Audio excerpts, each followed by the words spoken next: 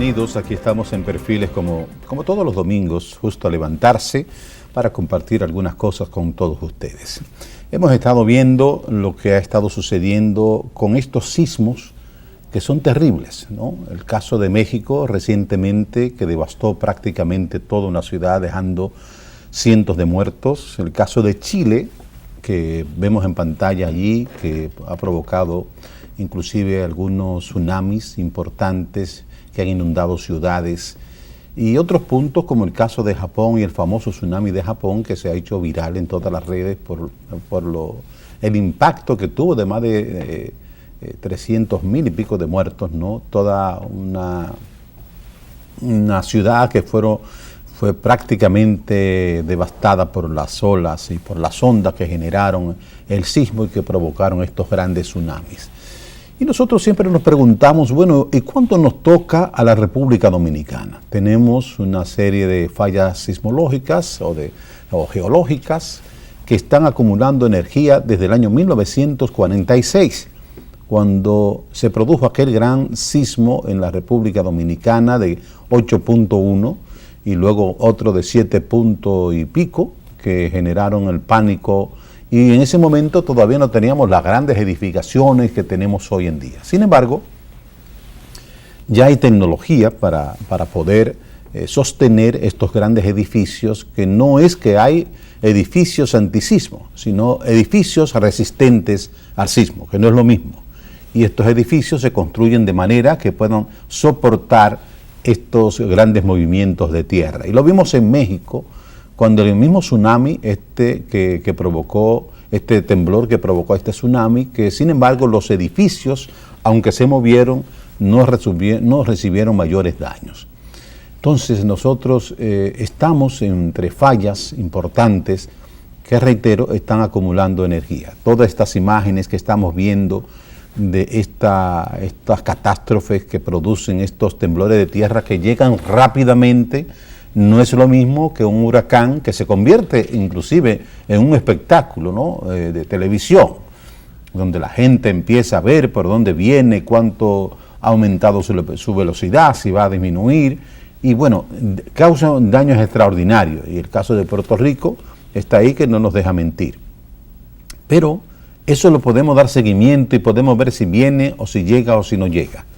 El punto del temblor de tierra o el sismo es que llega rápidamente y no nos da tiempo a tomar muchas medidas, a menos que previamente estemos construyendo de manera consciente los edificios donde vamos a vivir para que puedan ser resistentes a estos sismos.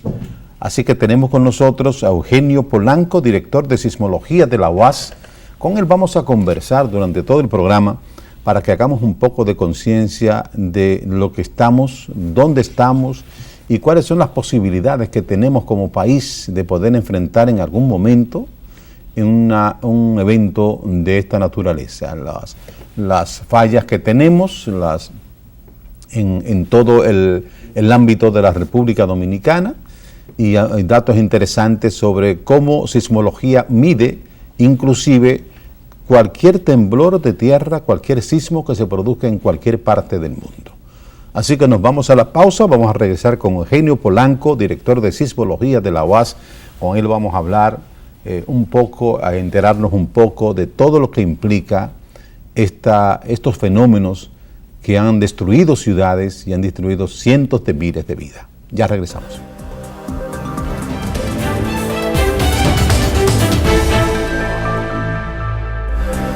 Bien, Eugenio Polanco es el director de Sismología de la UAS, del Instituto Sismológico, donde cada vez que se produce cualquier situación de movimiento telúrico, de un movimiento, un sismo, pues todas las informaciones salen de esa oficina que él dirige. Así que le damos la bienvenida a Eugenio y le agradecemos dedicarnos este espacio para poder compartir con los amigos todas estas informaciones que a veces somos analfabetos en sentido de estos fenómenos, aunque somos muy duchos en lo que tiene que ver con los huracanes. Sin embargo, en lo que tiene que ver con el sismo, aprendemos en el momento y de repente, desde que sucede o desde que pasa, se nos olvida. Así es. ¿Cómo estás? Bueno, muy bien, muchas gracias también por la invitación. Y en realidad es así, o sea, nosotros a veces nos quejamos de que cuando ocurre un sismo que la población siente, toda la prensa, todo el mundo empieza a llamar, los teléfonos se nos saturan por las llamadas, la gente se preocupa, pero pasa el tiempo y en verdad ya todo vuelve a la calma. Y eso es parte de lo que debemos trabajar como sociedad, con el fin, digamos, de protegernos en caso de que ocurra un eventual terremoto importante. Es decir, que la gente se despreocupa. Así es. ¿Cuál es la situación? Usted estudió sismología en México. Así es. Vimos ahora lo que ha estado sucediendo en México, lo que ha estado sucediendo en Chile, lo que sucedió recientemente también, creo que fue en San Salvador, no recuerdo, que también destruyó prácticamente ciudades enteras. ¿Nosotros estamos abocados a tener un evento de esa naturaleza? Bueno, claro que sí. Como ustedes saben, los terremotos ocurren en lugares preferentes. O sea, no en toda la Tierra ocurren temblores, sino en lugares específicos. Y esos lugares específicos, por ejemplo, son las zonas donde las placas tectónicas interactúan. Y nosotros como país estamos localizados exactamente en la zona de interacción entre la placa del Caribe y la placa norteamericana. Además de contar con fallas geológicas con dimensiones significativas, que capaces de generar sismos grandes. Solemos decir que tienen un alto potencial. Y cuando hablamos de que tienen un alto potencial, quiere decir que tienen capacidad de generar grandes terremotos. Esto queda evidenciado por la ocurrencia de terremotos en el pasado. Cuando revisamos la historia, encontramos sismos tan significativos como en el siglo XVIII, que por ejemplo Puerto Príncipe fue destruido 3 veces, pero Azua fue destruido varias veces en el siglo XVIII. Santo Domingo fue afectado y otras ciudades más. El sismo, por ejemplo, de 1842, que destruye Cabo Haitiano en Haití, pero causa daños significativos en Santiago, por ejemplo. Y ese gran sismo, que podemos decir que es el sismo más grande del área del Caribe, el sismo del 4 de agosto de 1946, con 8.1 grados. Ya cuando hablamos de un sismo de esta magnitud, estamos hablando de un sismo importante. Entonces, todo esto es evidencia de que en República Dominicana se pueden producir grandes sismos. La otra es que decimos, donde se han producido sismos, se van a producir sismos. ¿Y por qué? Bueno, porque las causas que generan los sismos son continuas, es decir, las rocas, al estar interactuando, los bloques se deforman, acumulan energía, pero como tienen límite para acumular energía, se rompen, liberan la energía acumulada, pero la interacción se mantiene. Entonces, con el tiempo, nueva vez, estos bloques se ponen en condiciones de generar nuevos sismos. Y de ahí la idea de que donde se han producido sismos se van a producir sismos, y eso lo vemos en el mundo. En el caso de Chile vemos cómo los sismos se repiten en el tiempo, en Japón cómo se repiten en el tiempo, en California, lo vemos en China, lo vemos en el caso mexicano, que donde recientemente tuvimos 2 sismos significativos. Fíjense que el último no fue tan grande como ese del 46 y vimos las consecuencias. Entonces, indiscutiblemente que el país, sin entrar en lo que es alarma, el país tiene que estar claro, estar consciente de que en el país se pueden producir sismos grandes, para lo cual entonces lo que tenemos es que tomar medidas. Yo digo que un problema, o sea, el caso de los sismos es un tema serio, y como es un fenómeno tan peligroso, si estamos expuestos a ello, no lo podemos ignorar. Tenemos que afrontar el problema. Y eso es lo que ha hecho Japón, por ejemplo. Hoy en día, puede decirse, Japón es uno de los países donde se han tomado las medidas más rigurosas. En el caso de 1995, en el caso de la ciudad de Kobe, prácticamente se destruye. Ese sismo se puede decir que lo sorprendió, en el sentido de que a principios del siglo XX, se había producido un sismo en ese lugar y había pasado mucho tiempo sin que se hubiese producido otro nuevo sismo. Y este sismo causó daños muy cuantiosos. Después de ahí, es seguro que el pueblo japonés ha comenzado a tomar medidas de tal manera que de ocurrir un nuevo sismo en ese lugar, el impacto no sería igual. Y eso lo vemos, por ejemplo, en Tokio, lo vemos en muchas de las ciudades de Japón. El sismo del 2011, por ejemplo, fue un sismo de 8.9 grados, es un gran sismo. Y el problema principal que tuvo Japón se debió más al tsunami que al terremoto mismo. Y todo eso se debe a que ellos han tomado medidas de seguridad rigurosas, por un lado. En el caso de los tsunamis, el tsunami del 2011 los sorprendió también. ¿Y por qué? Porque ellos no tenían experiencia de tsunamis tan grandes. Ellos, por ejemplo, habían previsto olas de alrededor de 10 metros y ellos tuvieron olas en lugares que sobrepasaron los 30 metros. Entonces es algo, ¿verdad? Eso quiere decir que a partir de ahora ellos van a tomar medidas previendo tsunamis grandes, ¿verdad? Entonces eso que han hecho los japoneses, nosotros debemos de alguna manera copiarlo, es decir, hacer lo que ellos han hecho, ¿no? Si nunca ocurriere, uno dice, qué bueno, pero claro, no podemos apostar a que no va a ocurrir. No podemos apostar a que no va a ocurrir. Fíjese el caso de Haití. El sismo de Haití, se le advirtió a Haití sobre la posibilidad de ocurrencia de este temblor. Haití, un país con, digamos, los problemas básicos no resueltos, por ejemplo, problemas de alimentación, pues indiscutiblemente que van a atender primero problemas de alimentación, y de alguna manera se puede decir que se descuidó eso, no se le puso atención y las consecuencias están ahí. Un sismo que compite hoy en día con el tercer lugar como el sismo más mortífero en el mundo. Muere alrededor de 250.000 de personas, eso no es un número, ¿verdad? Eso es una cosa escandalosa. Bueno, ¿y basado en qué? Bueno, basado en que precisamente no se consideró que esa posibilidad. A pesar de que la historia de Haití, en lo que a terremotos se refiere, es cruenta, en el sentido de que la misma ciudad de Puerto Príncipe, solo en el siglo XVIII se destruyó 3 veces. ¿Por un terremoto? Por terremotos. 3 veces, en un solo siglo. Y luego, en el siglo XIX, el siglo de 1842, fue un sismo significativo en la parte norte de Haití también.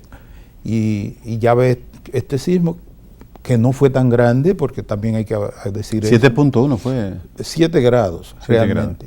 Grados. No fue tan grande y sin embargo vimos el impacto. A eso refleja también, no había ningún grado de preparación. En Chile hubo uno de 9 en esa misma época y sin embargo el de Chile no causa tantos daños, y todo basado en que ya en Chile se habían tomado ciertas precauciones, vamos a decirlo así, y eso contribuyó a que el impacto haya sido no tan grande como fue en el caso de Haití.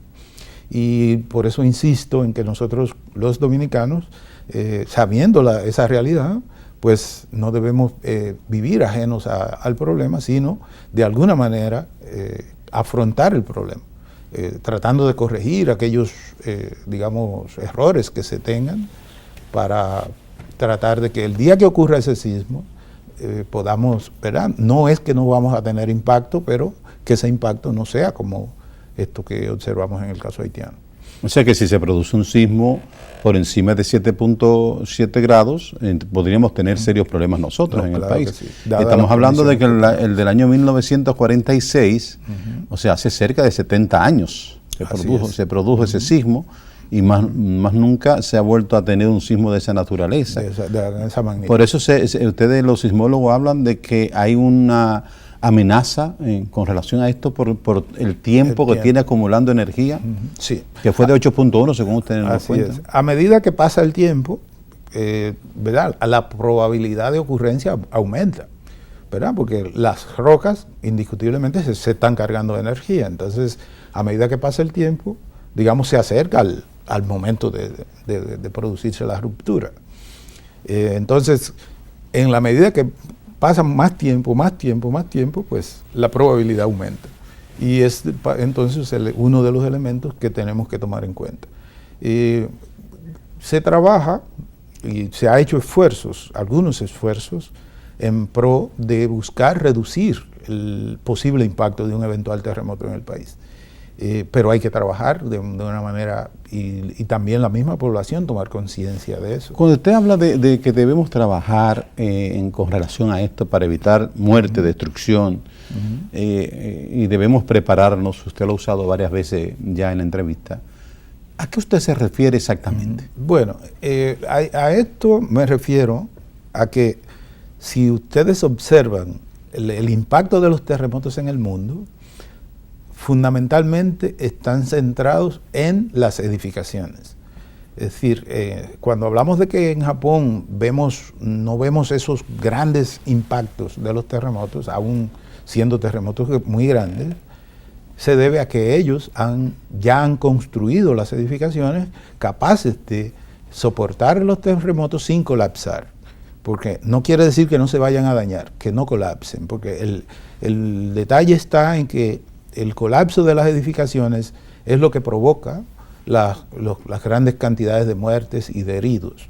Y eso lo vimos en Haití. Esa gran cantidad de muertes que tuvimos en Haití se debió precisamente a que colapsaron las casitas. No, pero ahora recientemente los vimos en México, hace un par de semanas. En México colapsaron edificios que estaban mal construidos. Sí, exactamente. Sí, quiere decir que nosotros, la primera medida de seguridad frente a terremotos precisamente es esa, construir las edificaciones según las medidas de seguridad establecidas. Hace poco se puso en ejecución en vigencia el Código de Construcciones en el país, y sé que es un trabajo difícil. Comentaba hace unos días de que una medida que debemos nosotros poner en ejecución es que al menos las edificaciones que se construyan ahora con el nuevo código estén construidas como debidamente, ¿verdad? Y luego tenemos el caso de que antes del código la masa de edificaciones que tenemos estaban construidas. Entonces, ¿qué implica? Bueno, aquellas que ameriten, digamos, ser reforzadas o algo, que se haga, ¿no? Y de alguna manera yo digo que hay que motivar al sector privado, porque la mayoría de las edificaciones del país son privadas. Pero en el caso de las edificaciones estatales, indiscutiblemente que hay que buscar garantizar que no colapsen frente a... Es una responsabilidad realmente del Estado. Así es. Y de las oficinas que tienen que ver con esto, obras públicas, la OISOE, porque vimos también que hasta inclusive con algunas riadas, algunas edificaciones sufrieron ruptura, paredes que se cayeron, lo que quiere decir que no hay una supervisión realmente profesional de estas construcciones, donde van a estar miles de niños recibiendo enseñanza. Es decir, si estas edificaciones que no están siendo observadas ante la posibilidad de un siniestro de esta naturaleza, un terremoto, podrían producirse miles de muertos en niños. Es decir, estas escuelas que se están construyendo ahora, que el gobierno está haciendo todo un programa de construcción de escuelas, deberían tener resistencia al sismo, ¿no? Claro. Sí, o sea, hablamos de que, o en teoría se dice, que una oficina pública, una escuela y un hospital no debe colapsar frente a un sismo. Eso lo que quiere decir que tienen que estar construidas con los máximos de seguridad. Eso es lo que eso significa.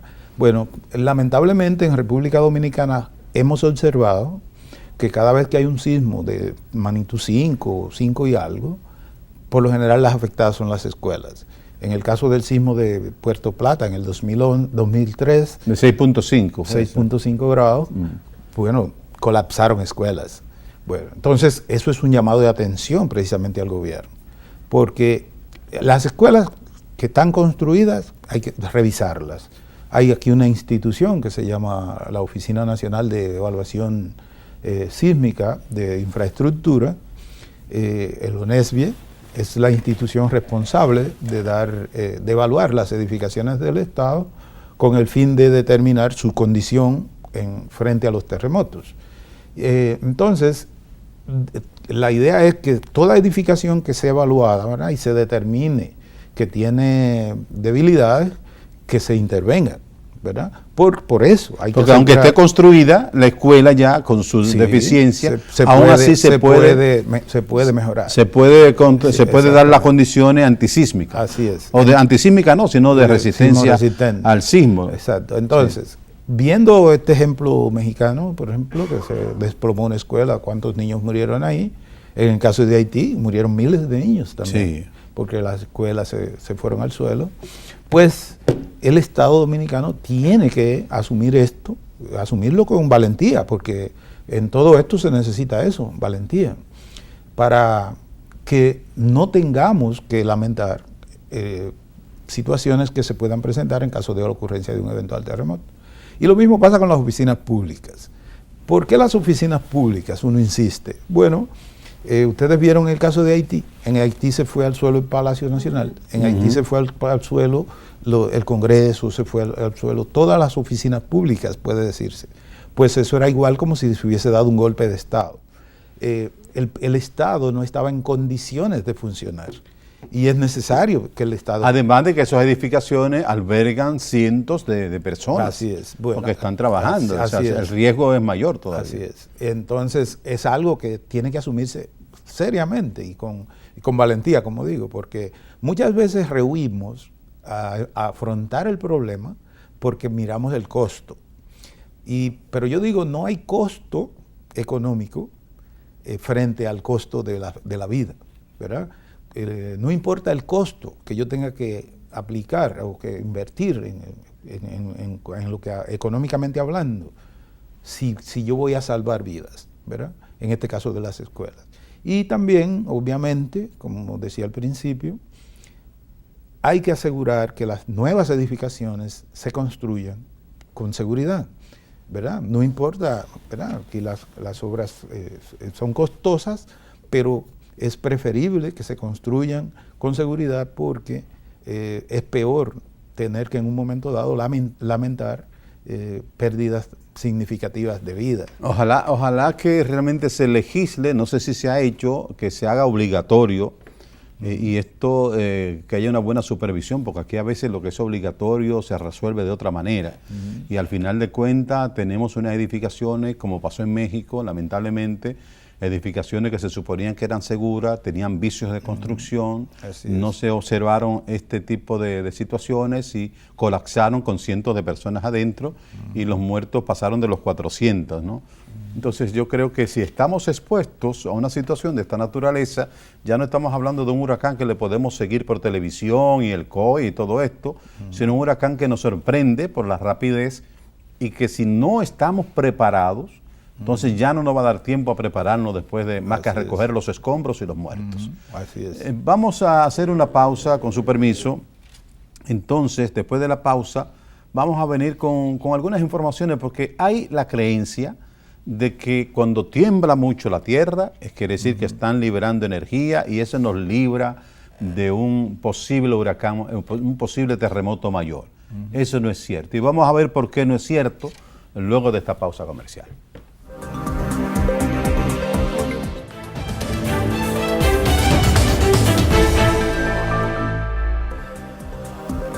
Bueno, señores, estamos hablando hoy con el director de sismología de la UAS sobre los temblores de tierra, los sismos y cómo debemos prepararnos para eso, y si realmente el país está preparado. Obviamente que no lo estamos. Y hay un tema que dejamos ahorita cuando nos íbamos a la pausa.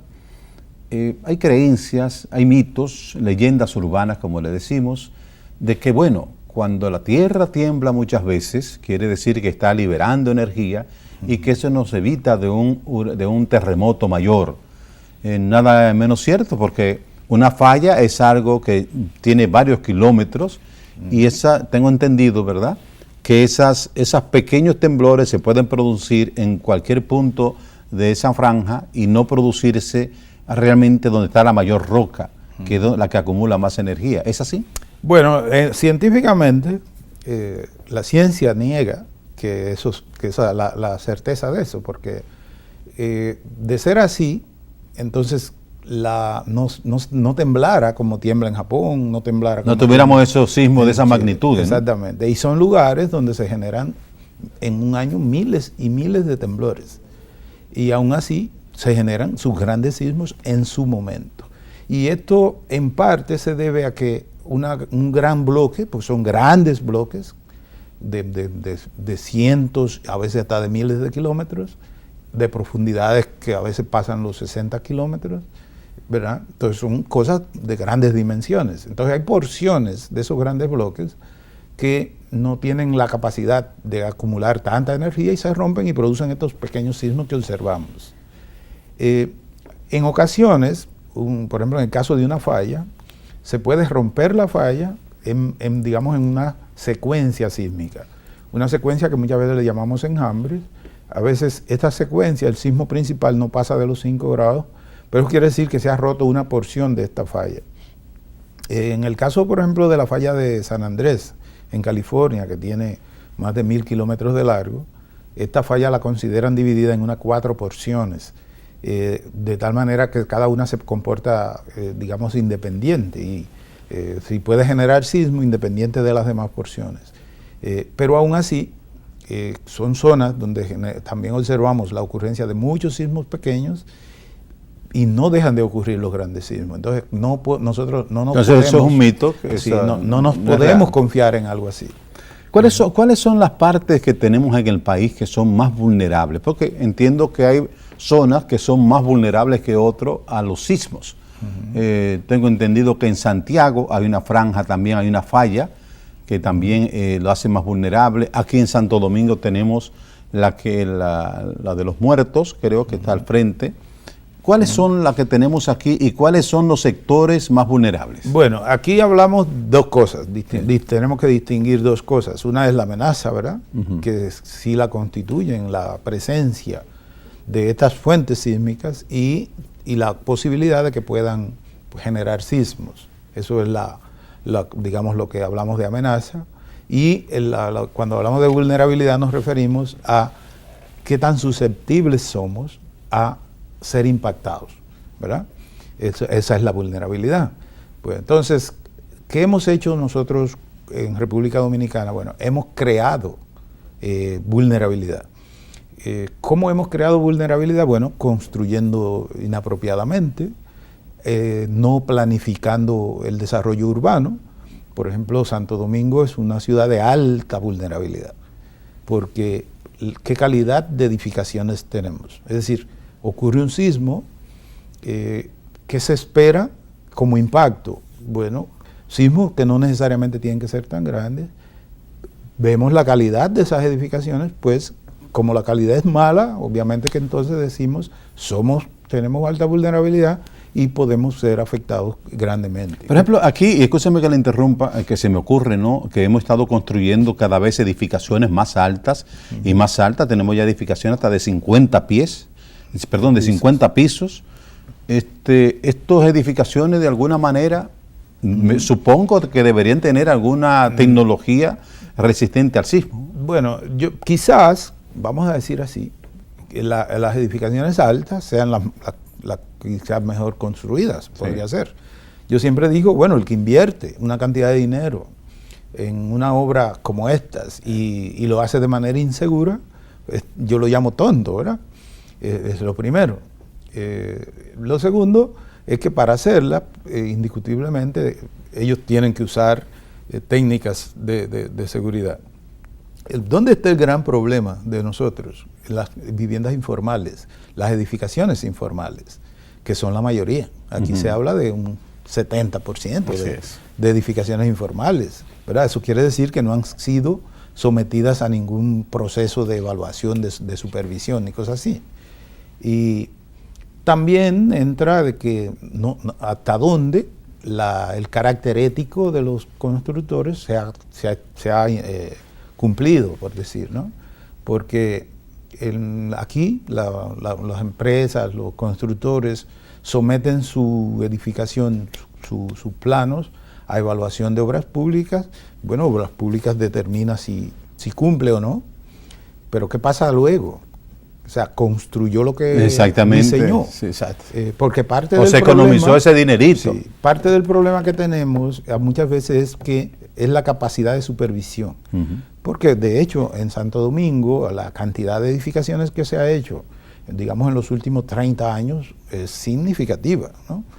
Claro que un terremoto ahora, no como en el 1946, que prácticamente éramos una aldea, ahora estamos como una gran metrópolis con edificios altos, inclusive en las ciudades de las provincias. Y no solamente los altos, porque como les digo, aún así los altos no son tantos, son 2 o 3. Así es, comparativamente. ¿Verdad? Sí. Aquí lo serio está en esas pequeñas viviendas. Por ejemplo, si nos vamos a los barrios, si usted observa Haití, en Haití se cayó todo, ¿no? Sí.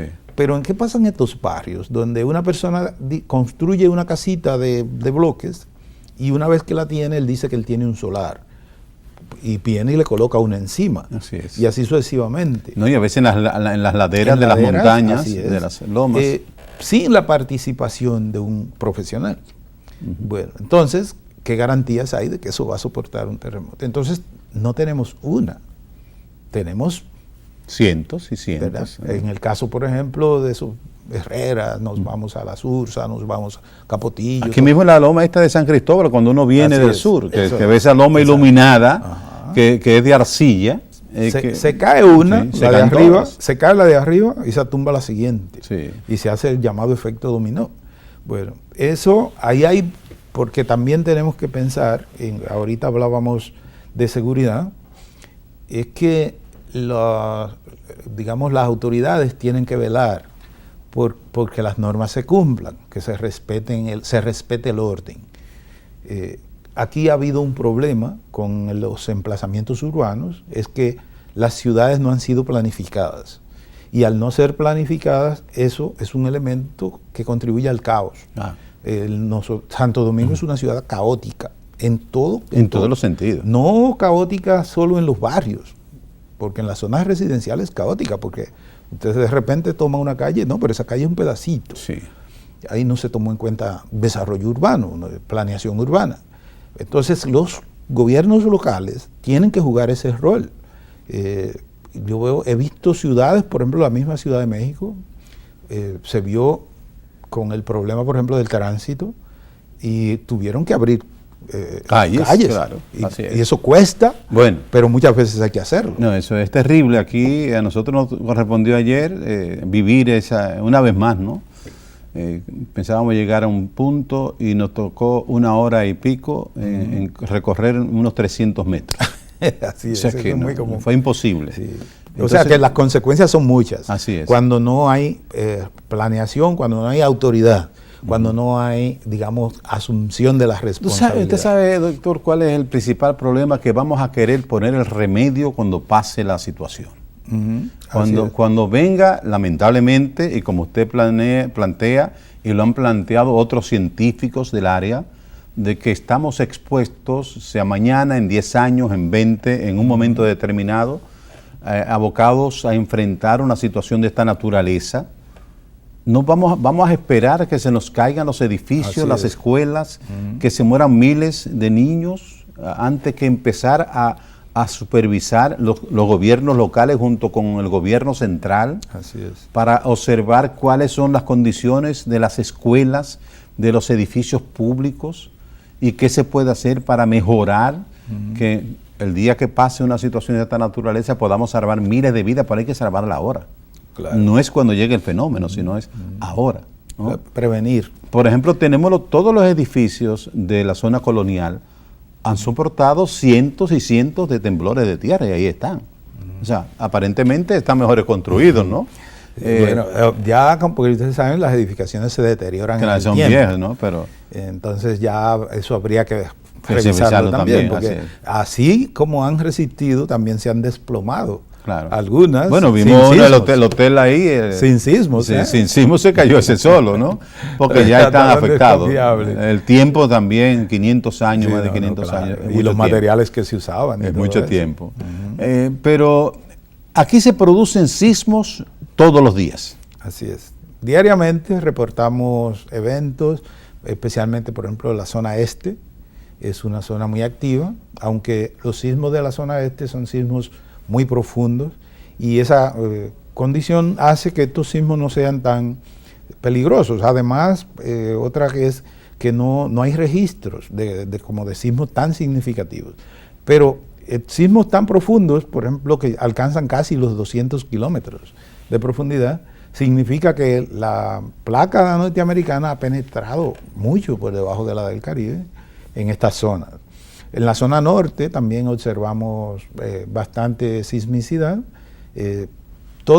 muchos de ellos fruto de la interacción de las placas, pero otros son fruto de la ruptura en las fallas geológicas que hay presente. En la zona sur observamos también una sismicidad no tan, digamos, frecuente como en la zona este y norte y noreste, pero también se producen, o sea, el país entero produce eventos. O sea, se están produciendo estos eventos en todo el país, todos los días, de 2 puntos, de 3 puntos, que a veces la gente no lo percibe. Sí, de 4 hecho, puntos. Aún así, nosotros concluimos de que la sismicidad es baja, o sea, a veces reportamos que 2 sismos, 3, a veces 10, a veces puede que ninguno en un día, de tal manera que en promedio nosotros reportamos alrededor de unos 1000 eventos cada año. Cada año. Y esto, indiscutiblemente, que es una sismicidad baja. Bien, pero indiscutiblemente también diariamente reportamos. O sea, el planeta completo está conectado. Sucede un sismo en Japón y ustedes lo registran aquí en el Instituto de Sismología de la UAS. Sí, esto porque, como ustedes saben, las ondas sísmicas viajan a través de la Tierra. Incluso cuando son sismos grandes, lejanos, las ondas en la distancia se registran mejor incluso, dependiendo de los equipos, claro está, porque ahora mismo estamos usando la tecnología banda ancha. El sismómetro banda ancha tiene, digamos, la potestad de registrar los eventos tanto locales como regionales como mundiales. Y los registran pues bastante claros, mucho más claros, digamos, que un evento local, fruto de que las ondas al viajar por el interior de la Tierra viajan limpias, ¿verdad? Cuando las ondas viajan por la corteza tiene muchas imperfecciones y esas imperfecciones pues generan, vamos obstáculos, a decir, ciertos ruidos. Entonces un sismograma de un sismo local es muy diferente a un sismograma de un sismo lejano que se haya producido. ¿Realmente podemos hacer algo en el momento que se produce un sismo? Hay muchas teorías de cómo protegerse. ¿La protección debe ser antes o debe ser durante? Obviamente, se toman medidas antes para comportarse durante. Sí. Esa es la idea. Por eso, fíjese que mencionamos primero como primera medida que las edificaciones no colapsen, y después hay una serie de recomendaciones, ¿verdad? Por ejemplo, que la persona ubique con anterioridad el lugar donde se ha de colocar mientras tiembla. Porque mientras tiembla la persona debe buscar protegerse, que no le vayan a caer cosas encima. Por eso lo de protegerse con muebles fuertes. Si no eso partiendo de que sea un sismo pequeño, porque si es un sismo grande... No. Si las edificaciones están bien hechas, sí.